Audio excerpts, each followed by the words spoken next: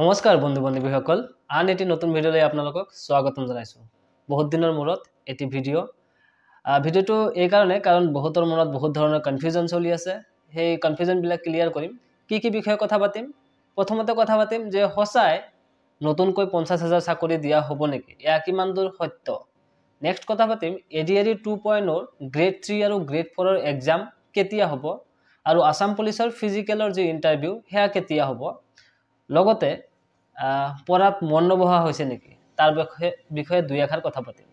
তেন্তে বলক ভিডিঅ'টো আমি আৰম্ভ কৰোঁ সব বন্ধু বান্ধৱীসকল আমাৰ মুখ্যমন্ত্ৰী ডাঙৰীয়াই আজিকালি ইলেকশ্যনৰ বতৰ চলি আছে আপোনালোকে জানে ঠায়ে ঠায়ে ইলেকশ্যন কেম্পেইনিঙৰ সময়ত তেখেতে ভাষণত ভালেকে এখাৰ কথা কৈ থাকে জব ৰিলেটেড হেয়া হল যে নতুনকৈ ৫০,০০০ চাকৰি দিয়া হ'ব এবছৰৰ ভিতৰত 26 এপ্ৰিলত আমাৰ অভয়পুৰীত মুখ্যমন্ত্ৰী ডাঙৰীয়া আহিছিলে ইলেকশ্যন কেম্পেইনত তাতে তেখেতে কিছুমান কথা উল্লেখ কৰিছে তাৰে প্ৰথমটো হল যে ৫০,০০০ চাকৰি এয়া কি হসাই ৫০,০০০ চাকৰি নতুনকৈ আৰু ভেকেন্সি উলিয়া হ'ব নেকি একচুয়ালি কথাটো তেনেকুৱা নহয় বন্ধু বান্ধৱীসকল কথাটো এনেকুৱা যে যিবিলাকৰ এপ্লাই অলৰেডি হৈ গৈছে ধৰক এডিআৰই 2.0 ৰ যি গ্ৰেড 3 আৰু গ্ৰেড 4 পদবিলাকৰ এপ্লাই হৈ গৈছে সেইবিলাক আছে লগতে টিচাৰৰ যি ৰিক্ৰুটমেন্ট হ'বলগীয়া আছে হেয়া আসাম পুলিচৰ যি এপ্লাই হৈ গল সেইখিনি লগতে এপিএসসি এসেক্ট্ৰা যিমান মানে ফৰ্ম ফিলআপ অলৰেডি হৈ গৈছে সেইবিলাকো এই ৫০,০০০ ৰ মাজত কাউন্ট কৰি মুখ্যমন্ত্ৰী ডাঙৰীয়াই ভাষণত কয় কাৰণ সক এইবিলাকৰ এপ্লাই হে হৈছে পৰীক্ষা হোৱা নাই আৰু এপইন্টমেন্টও দিয়া হোৱা নাই ঠিক আছে সো সেই কাৰণে মুখ্যমন্ত্ৰী ডাঙৰীয়া কৈছে নেক্সট 1 ইয়াৰত নেক্সট এক বছৰৰ ভিতৰত ৫০,০০০ চাকৰি দিয়া হ'ব সো যিখিনি কলো এডিআৰই 2.0 ৰ যি grade 3 grade 4 teacher plus Assam পুলিচৰ ডিফাৰেন্ট টাইপস অফ আছে মানে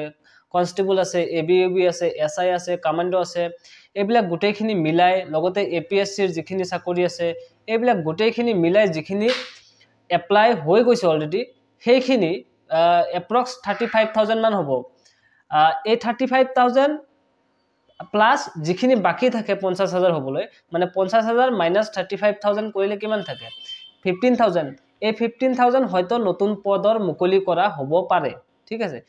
এই গোটেইখিনি মিলাইহে তেখেতে ৫০,০০০ চাকৰিৰ কথা কৈছে নেক্সট 1 ইয়াৰত সো আপোনালোকে নাভাবিব যে মানে ফ্ৰেশ আৰু 50,000 ভেকেন্সি উলিয়া হ'ব এটো ভুল ধাৰণা হ'ব নেক্সট কথা আহিল যে এডিআৰই 2.0 আপোনালোকৰ যি এক্সাম হ'বলগীয়া আছে ৰিটেন হেয়া কেতিয়া হ'ব হেয়া সক বন্ধু বান্ধৱীসকল কিছু 2 মাহ মান আগতে মুখ্যমন্ত্ৰী ডাঙৰীয়াই কৈ আছিল জুলাই আগষ্ট মানত হৈ যাব আমাৰ যি গ্ৰেড 3 আৰু গ্ৰেড 4 এক্সাম কিন্তু একচুয়ালি এতিয়া মুখ্যমন্ত্ৰী ডাঙৰীয়াই ৰিসেন্টলি ভাষণ বিলাকত কৈ আছে 26 তাৰিখে মই জানে এই মাত্ৰ কোৱা মতে 26 তাৰিখে আমাৰ অভয়পুৰীত আহিছিল মুখ্যমন্ত্ৰী ডাঙৰীয়াই তাতেও মুখ্যমন্ত্ৰী ডাঙৰীয়াই কৈছে যে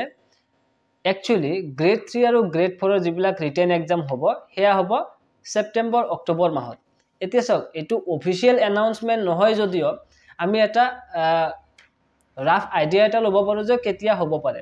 মানে আপোনালোকে এক্সপেক্ট কৰিব পাৰে যে সেপ্টেম্বৰ অক্টোবৰ মানে অক্টোবৰ মান পাবগৈ পাৰে ৰিটেন এক্সাম কমপ্লিট হোতে ঠিক আছে সো আপোনালোকে সেই মতে টাইম পালে প্ৰিপাৰেচন ভালদৰে জেনেদৰে কৰি থাকক আৰু যদি ভালদৰে কৰা নাই আৰু ভালদৰে কৰাৰ চেষ্টা কৰক নেক্সট কথা আছে যে আসাম পুলিচৰ ইন্টাৰভিউ কেতিয়া হ'ব তো আসাম পুলিচৰ ফিজিক্যাল যেটো আছে এটো মুখ্যমন্ত্ৰী ডাঙৰীয়া ভাষণত কোৱা মতে জুলাই মাহত অনুষ্ঠিত হ'ব সো যিসকলে আসাম পুলিচত এপ্লাই কৰিছে যিকোনো ক্যাটাগৰী হওক এবিইউবি হওক এসআই হওক কমান্ডো হওক কনস্টেবল হওক আপোনালোকে ফিজিক্যালৰ কাৰণে ভালদৰে প্ৰিপেয়াৰ কৰক কাৰণ জুলাইৰ কাৰণে বেছি টাইম নাই ইলেকশ্যনৰ বতৰ শেষ হোৱাৰ পিছতে আপোনালোকে জুলাই আহি পাবহি সো ফিজিক্যালৰ কাৰণে অলপমান আগৰ পৰাই প্ৰিপাৰেচন কৰাটো জৰুৰী কাৰণ কম্পিটিশন বহুত বেছি পদ কম সো ভালদৰে প্ৰিপাৰেচন কৰিব সো যেহেতু আসাম পুলিচৰ ফিজিক্যালটো জুলাইত হ'ব জুলাইত হোৱাৰ পিছত অলপমান টাইম থাকিব তাৰ পিছতে আপোনালোকে এডিআৰই কাৰণে প্ৰিপাৰেচন কৰিব পাৰে যিসকলে আসাম পুলিচ আৰু এডিআৰই দুটাৰ কাৰণে প্ৰিপাৰেচন কৰি আছে সো এখিনি ক্লিয়াৰ হল এডিআৰই 2.0 গ্ৰেড 3 আৰু গ্ৰেড 4 এক্সাম হ'ব সেপ্টেম্বৰ অক্টোবৰ মাহত আসাম পুলিচৰ ফিজিক্যাল হ'ব জুলাই মাহত ঠিক আছে এতিয়া বহুতে ক'ব পাৰে দাদা পঢ়াত মন নবহা হৈছে কিয় ইমান মানে এবাৰ জুলাই এবাৰ আগষ্ট এবাৰ সেপ্টেম্বৰ অক্টোবৰ হৈ গল এনেদৰে ডেট এটা ফিক্স হোৱা নাই আমি মানে কনফিউজ হৈ আছো পঢ়াত মন নবহা হৈছে সো এটো আপুনি এনেদৰে ভাবিব লাগিব যে এই যি এক্সাম ডেট হে ডেটটো ডিসাইড কৰা অথৰিটি মোৰ বা আপোনাৰ লগত নাই হেয়া যি সেৱা আছে বা যিয়ে আমাৰ এডিআৰই গ্ৰেড 3 আৰু গ্ৰেড 4 ৰ এক্সাম অনুষ্ঠিত কৰাব তেওঁলোকৰ হাততহে অথৰিটিটো আছে আৰু তেওঁলোকে অনুকূল সময় চাইহে তেওঁলোকে এক্সামটোৰ ডেট ঘোষণা কৰিব ঠিক আছে মুখ্যমন্ত্ৰী ডাঙৰীয়াই কোৱা মতে সেপ্টেম্বৰ অক্টোবৰ সো মেবি হে সেপ্টেম্বৰ অক্টোবৰ মাহতে হ'ব হে টাইমখিনি হয়তো সুইটেবল হ'ব এক্সাম অনুষ্ঠিত কৰোৱাৰ কাৰণে সো যেটো বস্তু আমাৰ হাতত নাই হেইটো লৈ আমি ফ্ৰাষ্ট্ৰেচন কৰি কি লাভ আমাৰ হাতত যিখিনি আছে আমি হেইখিনি কন্ট্ৰোল কৰিব লাগে এতিয়া যদি আপুনি এলাহ কৰে যে হে এক্সাম বহুত দেৰি আছে ইমান পোষ্টপন হৈ থাকে ভাল নালাগে নপঢ়ো হেইটো যদি আপুনি ভাবে নিজৰ মনতে তেন্তে সেই বস্তুটোৱে আপোনাকহে ক্ষতি কৰিব আপুনি নিজে নিজকে ফাকি দিয়া নিচিনা হ'ব আপুনি তেনেকৈ ভাবিব পাৰে কিন্তু আপোনাৰ লগত যে কম্পিট কৰিব এপ্ৰক্স 20 লাখ 20 লাখ মান মানুহে এই এডিআৰই এক্সামটো দিব আৰু পদ কিমান আছে 12000 মান সো ভাবিব পাৰে কম্পিটিশনৰ লেভেলটো কিমান হ'ব সো ভালদৰে প্ৰিপাৰেচন কৰক এলা নকৰিব কাৰণ আপুনি এলা কৰিব কিন্তু আপোনাৰ লগত যিজনে কম্পিট কৰিব তেও ভালদৰে পঢ়ি থাকিব তেও ভাবিব যে মই সময় পাইছো আৰু ভালদৰে প্ৰিপেয়াৰ কৰো কাৰণ কম্পিটিশনটো বহুত তগৰা লেভেলত হ'বলৈ গৈ আছে সো আপোনালোকে হে নিজৰ ষ্টাডিৰ লেভেলটো তগৰা বনাই দিয়ক ঠিক আছে যিমানে প্ৰেক্টিস কৰিব হিমানে ষ্ট্ৰং হ'ব আপোনাৰ বেস যিমানে ভালদৰে পঢ়িব যিমানে ৰিভাইজ কৰিব হিমানে আপোনাৰ মেমৰি পাৱাৰটো ইনক্ৰিজ হৈ থাকিব সো আপোনালোকে পঢ়া বস্তুটো কেতিয়া ওয়েস্ট না যায় নলেজটো তো আহি থাকিব ন আৰু পঢ়াৰ হেক নাই সো পঢ়ি থাকক প্ৰেক্টিস কৰি থাকক ৰিভাইজ কৰি থাকক যিবিলাক কনফিউজন আছে কনফিউজন বিলাক ক্লিয়াৰ কৰক যিবিলাক কনসেপ্ট আপোনালোকৰ টান লাগে সময় আছে হেবিলাক ভালদৰে ষ্টাডি কৰক আৰু যাতে ষ্টাডি কৰোতে কৰোতে এনেকুৱা ফিল হয় যে নো আই ক্যান ডু ইট নাও মানে ইজি ভাব এটা মনত নাহালৈকে আপোনালোকে সেই বস্তুটোৰ ওপৰত ৰিভিজন কৰি থাকক চৰ্চা চলাই থাকক সো এখিনিয়ে ক'ব বিচাৰিম যে পঢ়াত মন নবহা হৈছে এনে ধৰণৰ ভাবনা এনে ধৰণৰ থিংকিং নিজৰ মনত নানিব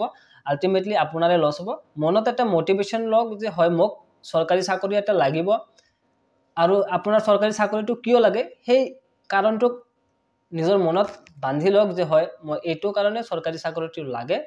আৰু এনি হাউ মই চাকৰিটো লমে এই মোটিভেশনটো যেতিয়া মনত থিৰাং কৰি ল'ব তেতিয়া আপোনাক কোনেও ৰখিব নোৱাৰে সো এই যে